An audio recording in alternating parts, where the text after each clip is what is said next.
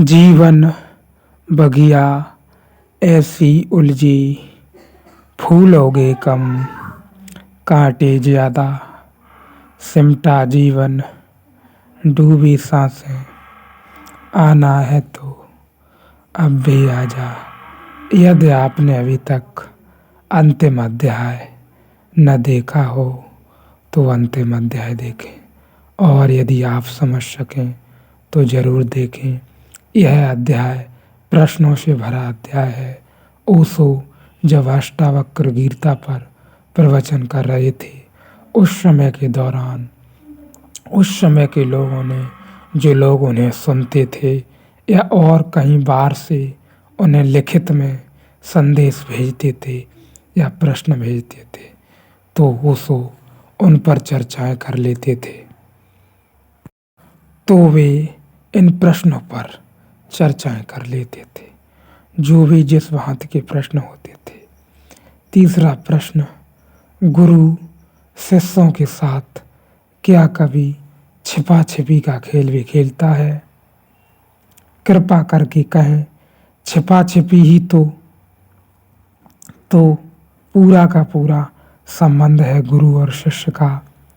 कभी कभी खेलता है ऐसा नहीं है, बस वही तो संबंध है।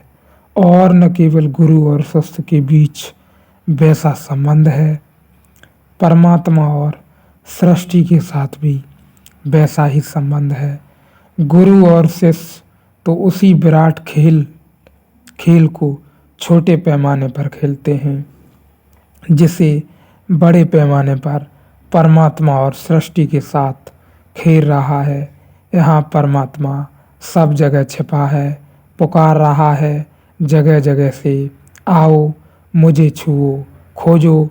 जिस दिन तुम उसकी पुकार सुन लोगे और तुम उसे खोजने लगोगे, उस दिन तुम पाओगे कि खोजने में इतना आनंद है कि तुम शायद कहने लगोगे कि जल्दी मत करना प्रकट हो जाने की। तुम कभी छोटे थे जब तुमने खेला बच्चों का छिपा छिपी का खेल। एक ही कमरे में बच्चे खड़े हो जाते हैं, छिपकर कोई बिस्तर के नीचे दब गया है, कोई कुर्सी के पीछे छिप गया है, और सबको पता है कि कौन कहाँ है, क्योंकि सभी धीरे धीरे आँख खोलकर देख रहे हैं कि कौन कहाँ है। फिर भी खेल चलता है। जिसने देख लिया है वह भी इधर उधर दौड़ता है, वहाँ नहीं जाता आता जहाँ कि तुम छिपे हो, क्योंकि खेल तो खेलना है। नहीं तो अगर सीधे चले आए जहाँ तुम छिपे हो तो खेल खत्म हो जाएगा, खेल समाप्त हो जाएगा। ख्याल रहे, मैंने पिछले अध्याय में एक बड़ी अच्छी बात कही थी कि जान के कौन जीवित रह सका है। ख्याल रहे, जिस दिन जान लिया जाएगा उस दिन अंतिम समय होगा आपके लिए। या मैं ऐसा कहूँ, उस दिन के बाद फिर समय न रहेगा, काम न रहेगा, वहाँ समय न रह जाएगा। तो यह बड़ी गहरी बात है कि खेल खत्म हो गया। तुम्हें भी पता है कि वह कहाँ से आ रहा है, तुम भी देख रहे हो, वह भी देख रहा है, फिर भी खेल चल रहा है। आत्यांतिक अर्थों में यही अर्थ है लीला का। परमात्मा ऐसा नहीं है, नहीं छिपा है कि मिले नहीं, ऐसा छिपा है कि तुम हाथ बढ़ाओ और मिल जाए। लेकिन जिस दिन तुम समझोगे कि इतने पास छिपा है, तुम कहोगे जरा खेल चलने दो, चुभते ही तेरा अरुण बाण बहते कड़कड़ से फूट फूट, मधु के निर्झर से सजन गान, मेरे छोटे जीवन में देना न तृप्ति का कड़ भर, रहने दो आंखें प्यासी भरती आंसू के सागर, तुम मानस में बस जाओ छिप दुख की अवगुंठन से, मैं तुम्हें ढूंढने की मिश परिचित हो लूं कड़कड़ से, तुम सजल आंखों की सित असित मुकुरता बनकर, मैं सब कुछ तुमसे देखूं, तुमको न देख पाऊं, पर भक्त कहता है सब तुमसे देखूं। तुमको न देख पाऊं, पर भक्त कहता है सब तुमसे देखूं। तुम मेरी आंखों में छिप जाओ, मैं तुम्हारे द्वारा ही सब देखूं, फिर भी तुम्हें न देख पाऊं और यह खेल चलता रहे। तुम मानस में बस जाओ छिप दुख की अवगुंठन से मैं तुम्हें ढूंढने के मिश परिचित हो लूं कड़कड़ से। ढूंढता फिरूं तुम्हें और तुम्हें ढूंढने के बहाने मैं तुम्हें ढूंढ लूं कोमिश। तुम्हें ढूंढने के बहाने परिचित हो लूं कड़कड़ से। खोजता फिरूं एक एक कण में तुम्हें पुकारता फिरूं। लहर लहर में तुम्हें झांकता फिरूं और इस बहाने सारे अस्तित्व से परिचित हो लूं। ख्याल रहे जो भी जागे हैं, जिन्हें भी आश्चर्य बोध की घटना घटी है, स्वयं के बोध की घटना घटी है, और वह अब कहते हैं कि जीना कैसे होगा। जिन्हें भी स्वयं के संबंध में जानने में आया है, या मैं ऐसा कहूँ स्वयं के संबंध में जरा सी भी झलक मिली है, उन्हें अब वे कहते हैं अब भला आश्चर्य से भरे जीना कैसे होगा, अब तो मर जाना होगा। लेकिन उन्हें यहाँ एक बड़ा गहरा सूत्र मिल सकता है कि जहाँ भी जीवन ले जाए, जीवन की जैसी संस्थिति बाहर जहाँ भी आप पहुँच जाएं, जिस भांति भी पहुँच जाएं, आपके अहंकार की कोई चेष्टा नहीं है, या मैं ऐसा कहूँ आपकी चेष्टा बन बन के पकड़ नहीं बन पाती है, तो आप कर क्या पाएंगे। फिर ख्याल रहे जहाँ भी पहुँच जाए वह परमात्मा की ही लीला है। गहरे से गहरी जो बात जिसने स्वयं को जान लिया है, उसके भीतर उठती है कि वह आखिरकार इस झूठे जगत में जीना क्यों है, इससे अच्छा तो मर जाना है, क्योंकि यह खेल है। लेकिन ख्याल रहे अभी आप जहाँ हैं, अपने घर में हैं, नौकरी में हैं, व्यवसाय में हैं, वहाँ आपने ईश्वर को उस ढंग में जान लिया है। लेकिन जीवन नए नए ढंग बदलेगा और वह ढंग जानने के होंगे, तुम्हारे ईश्वर को जानने को होंगे। इसलिए यहाँ जो बात कही गई है वह खेल के संबंध में है कि धीरे धीरे धीरे धीरे मैं कण कण में जगत के संबंध में परिचित हो लूँ। जो जागा हुआ है वह निरंतर अब बाहर की जगत के संबंध में खोजबीन करने में परिचित हो जाएगा। और गहरी से गहरी जो बात है एक जागे हुए व्यक्ति की, उसके भीतर उठती है, वो यही है कि अब मृत्यु के द्वार पर मर जाना होगा, भला जिएगा कौन। लेकिन मैं कहता हूँ जरा थोड़ा रुकें, क्योंकि थोड़ा समय है जानने के लिए, जो बच गया है शेष। और समय जब भी आपका समय को होना लगे तो समझना कुछ काम शेष है। जब तक समय है तब तक आप समझना कुछ भी काम शेष है। वह शेष में मैं कह रहा हूँ कि वह ईश्वर की लीला ही हो सकती है। कोई भी काम हो सकता है, वह आपकी चाह का परिणाम नहीं है, लेकिन तब भी आप निरंतर अपनी मौज में रह सकते हैं। एक बार आप यह जान लें कि यह खेल है, तो खेल में तनाव न रह जाएगा, पकड़ न रह जाएगी। फिर जो भी हो, शायद परमात्मा के छिपने का राज और रहस्य भी वही है कि तुम उसे खोजने के बहाने इस अस्तित्व के महारहस्य से परिचित हो जाओ। वह तब तक छिपा ही रहेगा जब तक कि इस जगत के समग्र रहस्य से तुम परिचित नहीं हो जाते। तुम एक जगह उसे खोज लोगे, वह दूसरी जगह छिप जाएगा कि चलो अब दूसरी जगह से भी परिचित हो लो। तुम यहाँ उसे खोज लोगे, वह वहाँ छिप जाएगा ताकि तुम वहाँ से भी परिचित हो लो।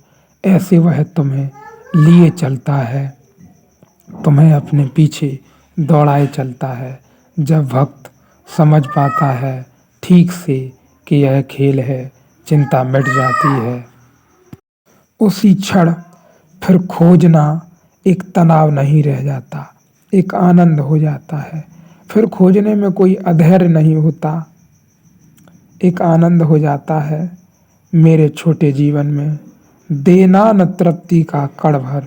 फिर तो भक्त कहता है मुझे तृप्त मत कर देना, क्योंकि मैं तृप्त हो गया तो फिर तुम्हें न खोजूंगा। तुम्हें खोजना इसके मुकाबले क्या तृप्ति में रस हो सकता है। तुम्हारी प्रतीक्षा, तुम्हारा इंतजार, इससे ज़्यादा और रस कहाँ हो सकता है। मेरे छोटे जीवन में देना न तृप्ति का कण भर। रहने दो प्यासी आंखें भरती आंसू के सागर।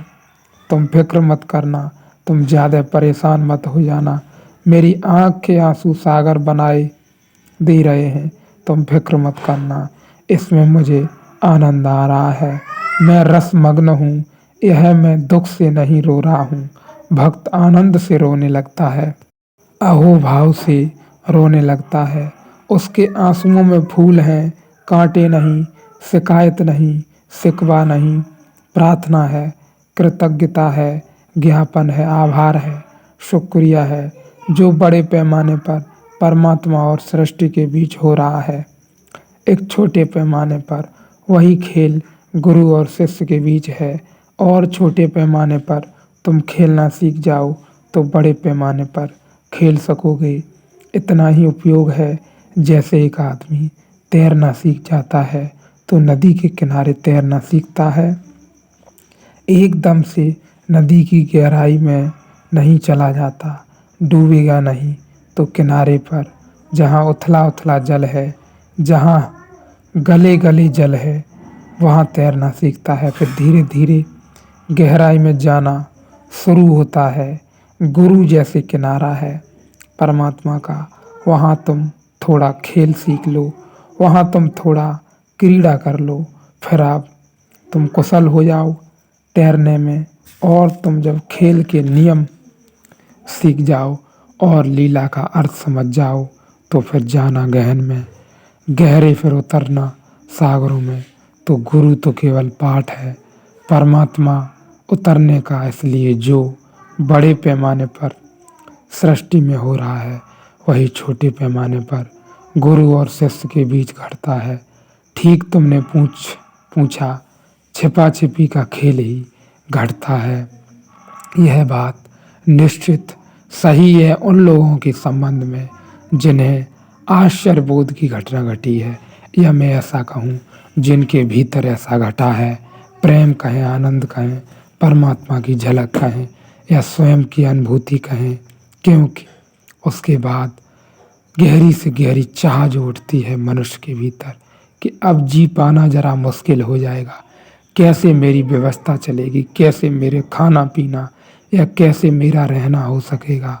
मैं अभी घर में हूँ, मैं अभी व्यवसाय में हूँ, मेरी दुकान छूट सकती है, मेरा घर व्यवसाय छूट सकता है। क्योंकि भीतर से जो एक आवाज़ आती रहती है गहरी से गहरी, शांति शांति, आनंद, प्रेम प्रेम, आनंद, शांति शांति, शांति चाहिए। वह कौन है? वह वही है जिसे आपने जाना है, और वह निरंतर आपसे कह रहा है कि गहराई में जाओ, गहराई में जाओ, शांति में चलो, भीतर की ओर चलो, भीतर की ओर चलो। लेकिन बाहर खड़ी है लीला, आपका रोजी रोटी, आपका जीवन, आपके रहने के लिए घर, आपकी कार, आपका व्यवसाय, दुकान, इसमें तालमेल कैसे बिठाया जाए, क्या रहे। इसमें तालमेल बिठा पाया उसी को हमने कहा है लीला। जो लीला है उसमें तनाव आपका तुरंत ही गिर सकता है। जब तक आप समझ न लें यह लीला है, यह खेल है, तब तक न गिर सकेगा। आप जागे हुए हैं, आपने स्वयं के संबंध में जाना है। अब आपका भरोसा जगत में नहीं है, निश्चित ही नहीं रह जाता। जिसने भी स्वयं को जाना है उसे जगत बिल्कुल झूठा लगने लगता है, ना मात्र लगने लगता है। उसके भीतर कोई द्वंद नहीं रह जाता, वह स्वयं अकेला रह जाता है। जब भी ध्यान की गहराई में जाता है तब आनंदित हो जाता है। और मेरा गहरे से गहरा अनुभव है, जब भी आपकी चेतना या आप स्वयं जगत में प्रवाहित करेंगे, ये जगत में आ जाएंगे, तभी दुखी होंगे। क्योंकि जगत से ठीक ठीक तालमेल न बैठ पाएगा। या मैं ऐसा कहूँ, बुद्ध ने अपने प्रवचनों में सीधे सीधे कहा था, कोई लीपापोती नहीं की थी, बड़ी साफ सुथरी बात कही थी कि यहाँ सिवाय दुख के और कुछ नहीं है। ऐसे ही जगत में सिवाय दुख के कुछ भी नहीं है। मेरा भी गहरे से गहरा अनुभव है। आप जब तक निरंतर ध्यान में रहते हैं तब तक आप भीतर से जीते रहते हैं, लेकिन जैसे ही आप बाहर आते हैं आपको पता चलता है कि मैं कहाँ था, एक स्वर्ग की दुनिया में था। एक नया ही आनंद था। न कोई लोगों पे पकड़ थी, न दुकान व्यवसाय पे पकड़ नहीं थी। व्यवसाय में रहते हुए, दुकान में रहते हुए उस पर पकड़ न थी, लोगों पर पकड़ न थी। अब जैसे ही बाहर आए वैसे ही घबराहट चालू हो गई, द्वंद्व चालू हो गया। शत्रु भीतर मौजूद है हमारे। वह कहता है देखो इतनी भीड़ है, इतनी स्त्रियां हैं, यहाँ से भागो, यहाँ से निकलो। वह आदेश देने लगता है हमें, और हम कभी कभी उसके आदेश पे चल भी जाते हैं। वह भोजन में जाता है तो भोजन में टूट पड़ता है। तुम कहते हो नहीं, हम 2 ही रोटी खाएंगे, हम 3 ही रोटी खाएंगे। वह कहता है नहीं, भूख ज़्यादा है, और रोटी खाएंगे हम। या हम ऐसा कहते हैं कि हम क्रोध नहीं करेंगे, बाहर कोई व्यवस्था अव्यवस्थित हो गई है तो उसमें हम क्रोध नहीं करेंगे, क्योंकि हम जानते हैं यह लीला परमात्मा की है। बाहर कुछ बिगड़ गया है, जो पहले बना था तो कोई बात नहीं है, वह उसकी लीला है। लेकिन नहीं, क्रोध कहता है नहीं, ये फला फला व्यक्ति ने बिगाड़ दिया है या मैंने बिगाड़ दिया है। ये कहता है नहीं, ऐसा नहीं है, यही लीला है। मैं तो कहता हूँ यही लीला है। जब तक इसको न समझ जाएं तब तक हम अपने गहरे से गहरे अंतरतम स्वरूप में कैसे उतर सकेंगे। जब तक हम अपनी दुकान, व्यवसाय, अपनी नौकरी को नगनता में न देख लेते हों कि आखिरकार यह लीला है क्या, कैसे करके, कहाँ से चली, कैसे शुरू हुई, आज भी किस लिए चल रही है, गहरी से गहरी मेरी चाह का परिणाम है या ज़्यादा से ज़्यादा ईश्वर है इसमें, लीला कहाँ है। यदि मेरे करने से हो रहा है तो फिर मैं इसे तत्काल छोड़ देता हूँ, और मेरे करने से नहीं हो रहा है या ऐसा कहूँ मैं करता नहीं हूँ तो इसे मैं कैसे छोड़ सकूँगा भला। इसे मैंने कैसे पकड़ा है। यह व्यवसाय के संबंध में, यह दुनिया में जो भी काम है उसके संबंध में हो सकता है। काम से मैं कहूँ, जो भी आप अपनी रोजी रोटी के संबंध में कह सकते हैं, मैं भी कह सकता हूँ। सबको कुछ न कुछ करना ही पड़ता है, क्योंकि जगत में रहना है तो जीने के लिए कुछ न कुछ करना पड़ेगा। कोई माँ बाप के सहारे जी रहा है तो कोई किसी और के सहारे जी रहा है, लेकिन कब तक। हमें अपनी व्यवस्था स्वयं करनी चाहिए। यह मेरे जागरूकता का पहला सिद्धांत है। या मैं ऐसा कहूँ कि हमें जागरूक ही तब हो पाएंगे जब हम अपनी प्रत्येक व्यवस्था स्वयं निर्धारित करेंगे या स्वयं करेंगे। हम किसी पर किसी भी तरह से बिल्कुल निर्भर न रह जाएंगे। जहाँ तक माँ बाप का सवाल है, उनसे भी निर्भरता खत्म हो जाएगी। या मैं ऐसा कहूँ, उनके कंधों से आपका बच्चों का बोझ कम हो जाए, वही बच्चा फिर अपनी राह में निकल जाए, बस इतना काफ़ी है। फिर मैं यह नहीं कहता वह संत हो जाए, वह सन्यासी हो जाए, ऐसा मेरा कहने का मतलब नहीं है। जानने का मतलब इतना ही है, आप मुक्त तभी हैं जब आप जागरूक हैं। आपने पूर्ण रूप से जाग के देखा कि सब खेल है, फिर क्या झंझट माँ से करनी, क्या पिता से, क्या घर में, क्या परिवार में, क्या रिश्ते नाते में, जो भी है सब लीला है। मैंने देख ली। जो ऐसा समझ लेता है वह फिर एक गहरी डुबकी अपने भीतर लगाता है। और जो जागे हुए हैं, जो आश्चर्यबोध की घटना जिनके भीतर घटी है, स्वयं के संबंध में जिन्हें जरा सी भी झलक मिली है, उन्होंने जाना है कि भीतर ही सब कुछ मौजूद है, बाहर कुछ भी नहीं। रोज रोज नई नई भिन्न भिन्न स्थितियां बनती रहती हैं। ध्यान में यदि आप निरंतर रहे हों तो आपने पाया होगा निरंतर नई स्थितियां बनती रहती हैं। आप जो बीता कल है उसको पकड़ने की कोशिश करते हैं, फिर दुख निर्मित हो जाता है, क्योंकि बीता कल पकड़ा, आज से जो विस्मरण हुआ, ध्यानी व्यक्ति वह घबराएगा, परेशान हो जाएगा, क्योंकि उसे लौटना था भीतर, और भीतर भी आज के करीब में लौट जाना था, लेकिन या तो वो आगे निकल गया है और पीछे को पकड़े बैठा हुआ है, इसलिए दुख निर्मित हो जाता है। और जब जब भी आप बाहर आएंगे तो दुख होगा, निश्चित ही जगत में दुख है, क्योंकि जैसे ही आप बाहर आएंगे वही लीला जो सदियों से चल रही है, कहीं लालच पकड़ेगा तो कहीं काम पकड़ेगा आपको, कहीं धन का लालच पकड़ सकता है, तो कहीं स्त्रियों के प्रति काम पकड़ सकता है। मैं क्यों न कहूँ, कहना ही पड़ेगा मुझे, क्योंकि प्रत्येक व्यक्ति में एक काम ऊर्जा है, बड़ी तीक्ष्ण ऊर्जा है। उसे रूपांतरण किया जा सकता है, लेकिन उसे दबाया नहीं जा सकता। जैसे कि क्रोध, क्रोध को दबाना असंभव है। जब क्रोध आता है तो वह अपने पूरे रूप में प्रकट होता है, चाहे वह कुछ बनाए या बिगाड़े, इसका सवाल नहीं है। ऐसे ही जब तक आप बाहर आते हैं ध्यान से, बाहर, या मैं ऐसा कहूँ जो चेतना है बाहर की ओर प्रवाहित होने लगती है जगत में, तब भीषण दुख उत्पन्न होता है, मैं तो कहूँगा। लेकिन ख्याल रहे, आप इससे भी भागना मत, इसे एक परीक्षा ही समझना। यदि आप जानना चाहते हो, केवल और केवल परीक्षा समझना, केवल परीक्षा से अधिक कुछ भी मत समझना।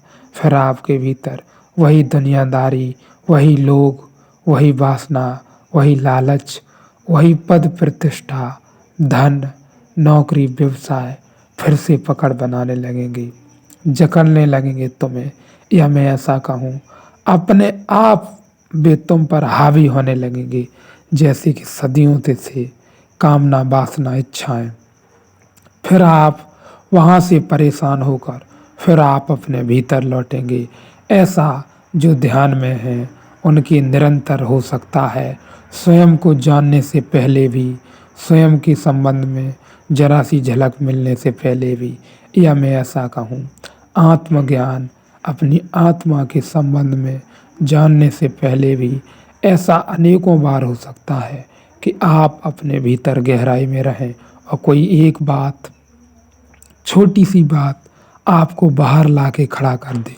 फिर से वही जगत दिखने लगे, वही मिट्टी, मिट्टी से बने घर, मिट्टी से बनी सब चीज़ें फिर पकड़ बनाने लगे। और इस भांति पकड़ बनाने लगे कि मिट्टी का यदि एक ढेला भी कम हो जाए तो वह आपकी छाती दबा ले, आपके प्राण खाए जाए। ऐसा होता है, आपके पास जो चीज़ें हैं उनमें से कुछ भी यदि इधर उधर हो जाए, आपने देखा नहीं कि आप इस भांति परेशान हो जाते हैं जिसकी कोई सीमा नहीं। मेरे पास लिखने के लिए बहुत सी पेनें हैं, कलमें हैं, लेकिन मैं जिन कलमों से लिखता रहता हूँ, पढ़ता रहता हूँ, उनमें से एक कलम अचानक आज गायब हो गई, कहीं इर्द गिर्द गिर गई होगी, तो अहंकार उसके लिए प्राण खाए जा रहा है। मैंने देखा, कलम तो थी, उसका उपयोग था, उसका उपयोग न रहा, दूसरी मेरे पास है, लेकिन फिर भी अहंकार कहता है ढूंढो उसे, खोजो उसे, कहाँ चली गई, उसका मिलना ज़रूरी है। मिल भी जाए तो कुछ भी न मिलेगा, और खो भी गई तो कोई बात नहीं है। लेकिन ऐसा ही है परमात्मा की लीला के संबंध में, जो भी मिल जाए, जो भी मिल जाए आपको, या मैं ऐसा कहूँ आपको संपूर्ण दुनिया मिल जाए, संपूर्ण संसार मिल जाए, फिर भी आपके हाथ खाली रह सकते हैं कि कुछ जानने को शेष रह गया, कुछ था विशेष जो जाना जा सकता था। अब मैं यहाँ ऐसा बिल्कुल नहीं कह रहा हूँ कि आप अपने हाथों में, अपनी जेब में, अपने घर में, अपने व्यवसाय में धन न रखें, आप नौकरी न करें, आप व्यवसाय न करें, आप कोई और काम न करें। भला आप किसके सहारे जी सकेंगे?